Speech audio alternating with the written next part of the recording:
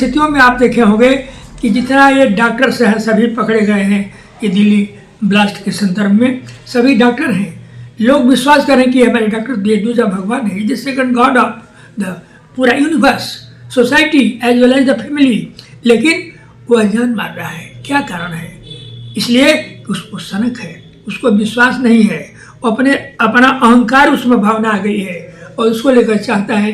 तो मैं आप सबसे निवेदन करूंगा और मेरी मनसा अपनी व्यक्तिगत है कि नैतिकता का निश्चित रूप से समावेश अपने पाठ्यक्रमों में शुरू से करके वैसे पहला गुरुकुल की तरह लौटना पड़ेगा हमको।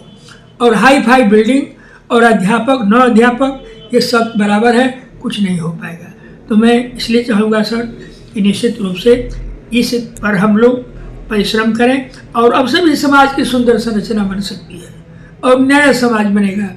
और वह समाज जब नया बनेगा तो वहाँ सब कुछ ठीक चलेगा और परिवार भी अपने दायित्व को पूरा करेगा। विद्यालय कुछ नहीं करेंगे, पढ़ेंगे नहीं।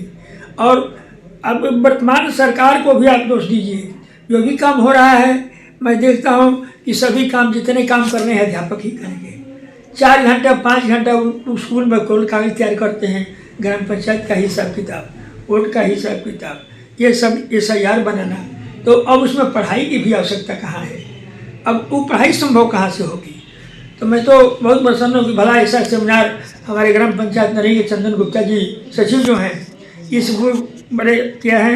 और आप मनोज जी हमारे परम शिष्यों में से शिष्य मैं मानता हूँ, न पढ़ते हुए भी हम हमारे शिष्य हैं और ऐसे कार्यक्रमों में आप बहुत योगदान भी देते हैं। तो इसकी आवश्यकता है कि समाज में चेतनता है, उसको हिसाब मिले, वातावरण मिले कि नहीं खेल कूद कायदे से हो, पढ़ाई लिखाई कायदे से। यानी कि कहीं ना कहीं सरकार को इस विषय पर सोचना होगा कि अगर शिक्षक है तो उनको शिक्षा से ही जुड़े रहने देना चाहिए।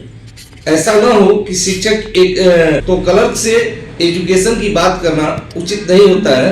वो पढ़ा नहीं सकता है, वो कागज का काम कर सकता है और शिक्षक शिक्षा दे सकता है।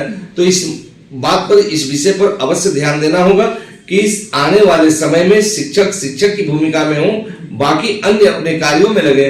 तभी संभव है कि नैतिक मूल्यों के साथ एक अच्छी व्यवस्था, सुव्यवस्थित व्यवस्था दी जा सकती है और शिक्षा को आगे बढ़ाया जा सकता है। जो आज शिक्षा के अभाव में जो समाज का ह्रास हो रहा है, कहीं ना कहीं रेप की घटनाएं हैं, भाई बहन को नहीं पहचान रहा है, बेटा बाप को नहीं पहचान रहा है, माँ जो है बेटे को नहीं पहचान रही है, यानी रिश्ते तार हो रहे हैं। और इसके पीछे एक ही वजह है, डिजिटल भारत या डिजिटल विश्व कहिए और वास्तविकता से दूर होना।